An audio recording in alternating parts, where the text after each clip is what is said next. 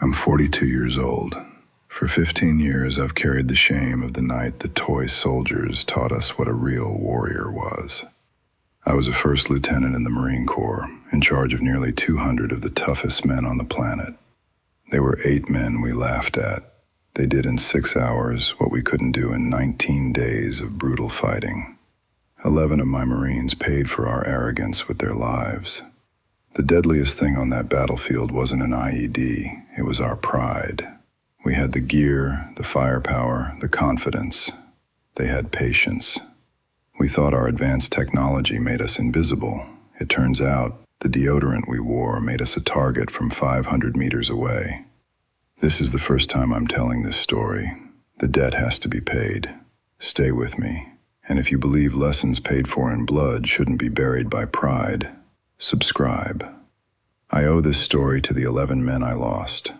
So I need you to ask the questions I've been asking myself for 15 years. What if the most powerful, most technologically advanced army in the world had it all fundamentally wrong? How could 8 men, with little more than basic rifles and their famous knives, accomplish in 6 hours what 200 of America's finest failed to do in 19 days of brutal fighting? And what does a commander do?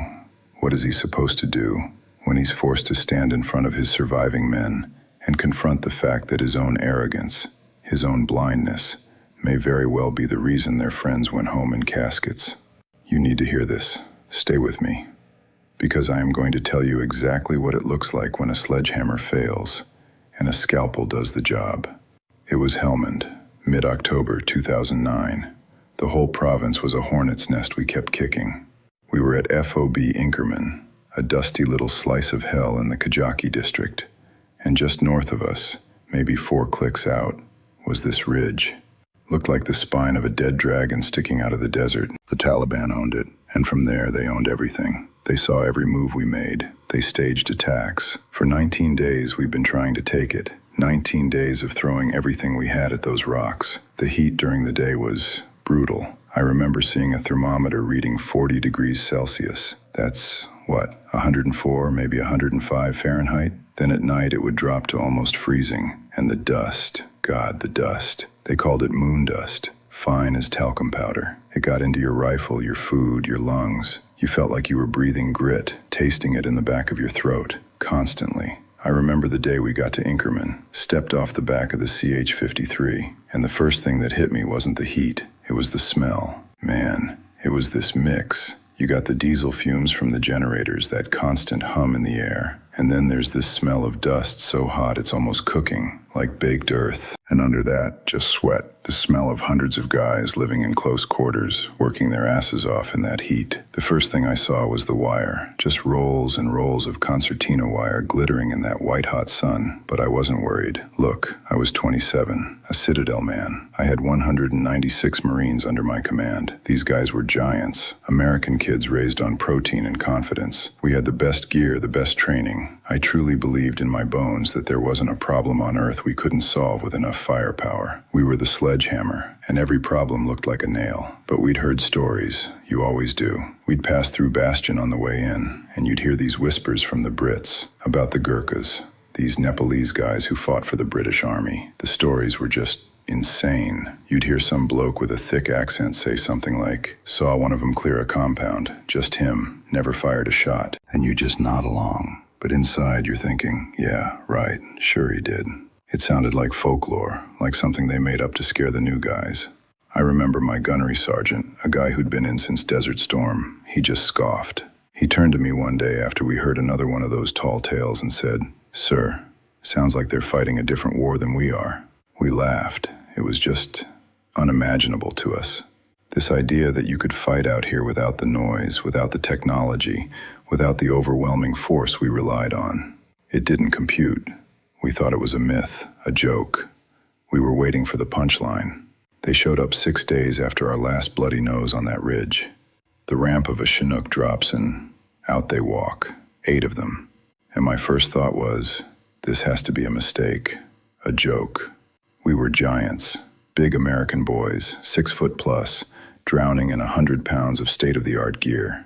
They were small, wiry. Their rifles looked like antiques. No ACOGs, no lasers, just iron sights. And the smell, it wasn't sweat or unwashed bodies, it was earthy, like damp soil and wet wool and cold steel, a smell that belonged in a forest, not a desert. Corporal Morrison, never one to whisper, says loud enough for them to hear. Toy soldiers have arrived. Someone forgot to tell him the war grew up. Laughter, and I smiled. I let it happen, and I saw them hear it. They just kept walking. No reaction at all. That should have been my first clue. 2 days later, their leader comes to see me. Havildar Dan Gurung. He just appears at my command post door. Doesn't knock loudly, just is there. He's maybe 5'6", still, like a statue. I stand up, try to be the magnanimous commander, put him at ease. And I leaned on my desk and said, Havildar, everything okay? You and your men need anything? Extra water? MREs? I was telling him, we have more than you. And he just looked at me, not with anger, not with anything really, just these calm, intelligent eyes. And he replied, we are sufficient, sir. We carry what we need. Just that. We carry what we need. And for the first time, I didn't know what to say. He wasn't being rude. He was just stating a fact that made all our piles of gear, all our stuff, suddenly feel less like strength and more like a burden. I started watching them after that, and they did everything wrong. By our standards anyway. We spent hours cleaning our rifles. They'd give theirs a quick wipe, then sit for an hour in a circle and sharpen their knives, their kukris, just the sound of it. This quiet, rhythmic scraping of steel on stone. Shk, shk, shk. It was unnerving. I turned to my gunny and whispered, they're more worried about their knives than their rifles. It made no sense, but then I saw one of them cross the motor pool. He didn't run, he just flowed between the shadows of the MRAPs. There and then gone. No noise, no wasted movement. It was the most dangerous thing I'd ever seen. But that was just a flicker of doubt.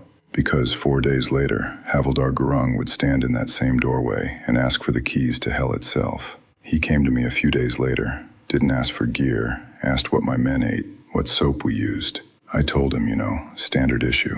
Then he explained it to me, calmly, like a science teacher. He said they could smell us, the enemy, from 500 meters, sometimes more on a clear night. Our Western diet, the chemicals in our food, the deodorant, the chewing tobacco, it creates a scent signature, an advertisement. For 48 hours before a patrol, his men ate nothing but rice and boiled vegetables, drank only water, no soap, no shaving cream, nothing. They scrubbed their skin with sand and water. I thought it was insane, ritualistic, but he showed me a British intelligence brief, a study on olfactory detection. The numbers were right there. We stank of America, and in that valley, it was like wearing a neon sign. It was the first crack in my certainty, a tiny one, but it was there. Then I started looking at the tactical differences, and they were stark. We patrolled in squads, 12, 13 Marines, loaded for bear. We moved fast, 10, maybe 12 clicks a day, constant radio traffic. We were a sledgehammer, always. We wanted the enemy to know we were in their backyard. We wanted to dare them to fight. They did the opposite. All 8 of them moved as one. Slow. So slow it drove me crazy just watching them on the drone feed. 2 clicks in a day. 3. They would find a spot and just disappear. For hours.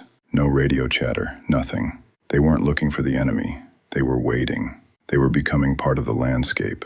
Gurung told me their philosophy once. He said, your men want to find the Taliban, sir.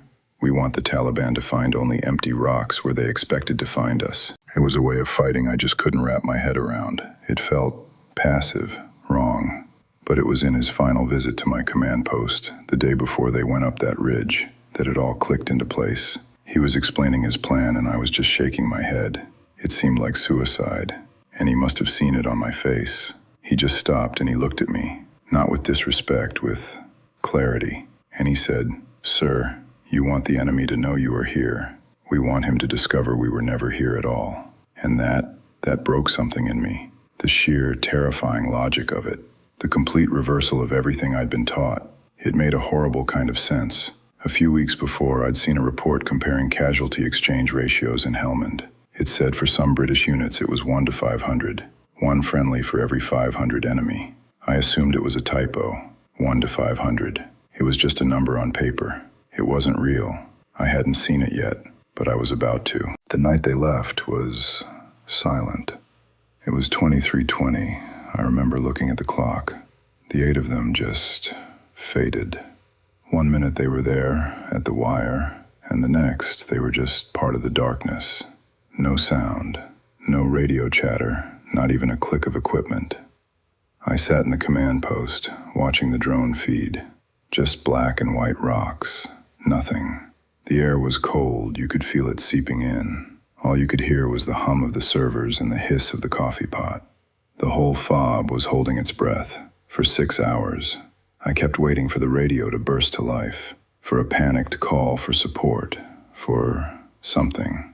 But there was nothing, just static. 6 hours of absolute, unnerving silence. I drank 5 cups of coffee, black, the taste of it like hot ash, and I just stared at that screen, waiting for the failure I was so sure was coming. Then, at 0540, just as the sky was turning that sick gray color before dawn, the call came. Viper Main, this is Gate Guard. We have the visitors. I walked out to meet them. I was expecting, I don't know, blood, men being carried, defeat. They were just standing there, in the gloom, not a scratch on them. Not a rip in their uniforms. Their boots were barely dusty. It was like they'd just gone for a walk. Havildar Gurung walked up to me, stopped, and stood perfectly still. I looked him in the eye and I couldn't see anything. No exhaustion, no triumph, nothing. He just looked at me and said, in a quiet, level voice, "Sir, the position is secure." I just stared at him. I think I said something stupid like, "What do you mean secure?" He didn't even blink. He said, "All 35 enemy are dead, sir. We are clear." And then he added, almost as an afterthought, "Most of them never fired a shot." At 700 hours, I stood in front of 196 United States Marines. My Marines, the best men I'd ever known. I held the after-action report in my hand. It was shaking. I looked out at all their faces, confident, waiting, and I just read it. My voice was flat, no emotion. I said, "For 19 days we have tried to take that ridge. For 19 days we have failed. We have lost 11 men." I paused. I let it hang in the air. Last night at 23:20, 8 soldiers from the Royal Gurkha Rifles went up that ridge. They returned at 0540. They have suffered 0 casualties. The position is clear. All 35 enemy fighters are dead. I looked up from the paper. Most of them were killed with a knife. And I watched it happen. I watched the pride, the arrogance, the bedrock certainty of 196 of the toughest men on earth just crumble, turn to dust, and blow away in the helmed wind. I saw their faces, and for the first time, I felt the true weight of what we had done, what I had done. In the hours after, I just sat in my command post. The silence from the men was worse than any firefight. Nobody looked at each other. They just worked, cleaned their rifles. The pride was gone, replaced by this thick, heavy shame that you could feel in the air. I went to the next briefing, and my captain, he was all smiles. "Good job getting that ridge cleared, Reynolds." I just nodded. When he laid out the plan for the next objective, same strategy, different pile of rocks, I heard myself speak up. "Sir, is a direct assault our only option?" He looked at me like I just started speaking another language. I tried to explain what the Gurkhas did. The patience, the silence. He just clapped me on the shoulder. "Don't go native on me, Lieutenant. Just get it done." He didn't want to know. How do you tell a man who outranks you that your entire doctrine is a lie? That the toy soldiers you all laughed at are the only true professionals in the whole damn valley? You don't. You just shut up. I tried to change things, in my own platoon anyway. We moved slower, left half the useless gear behind. We learned to listen. 2 weeks later, my point man, a kid named Miller, spotted an IED trigger wire from 40 yards out. He said the only reason he saw it was because it was quiet for the first time. He went home alive. I wrote reports too, detailed ones. I put the numbers right there in black and white. 19 days, 11 dead Marines, 0 enemy. 6 hours, 0 dead Gurkhas, 35 enemy. They were classified and buried so fast I doubt anyone even read them. Nothing changed. That was my last tour in the Corps. I couldn't lead men with a doctrine I knew was fundamentally broken. I came home, but I carry it. It's not combat that gives me nightmares. It's the shame. For 15 years, I've woken up thinking about those 11 men, wondering how many of them would still be alive if I hadn't smiled, if I had just listened. That's the debt. That's what I live with, every day.